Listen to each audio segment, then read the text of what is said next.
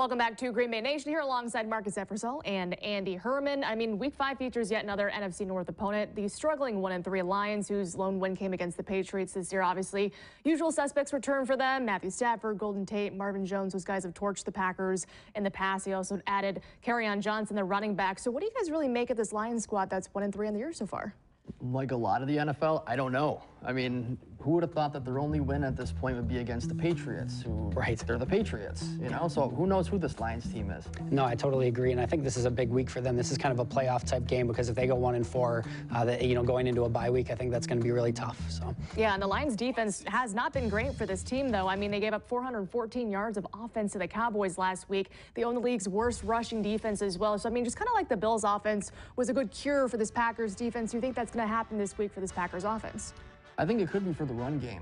We'll see how the rotation goes. Keep coming back to that. But if there's a week that the Packers' ground game could really be a catalyst for the offense, it is this week, at least based on what we've seen so far. And it totally should be. As much as they've struggled, the Lions are top 5 in pass defense and top 5 in sacks. So they can get after the quarterback a little bit and force some problems. And if Aaron Jones can get off and eases Aaron Rodgers as well. So guys, when these two teams line up on Sunday, Marcus, give me your player to watch on Detroit's side of the ball. So one newer name would be Kenny Golladay, the wide receiver for the Lions. And I know Golden Tate you mentioned, Marvin Jones, we know those names, but Kenny Golladay has really been their biggest playmaker.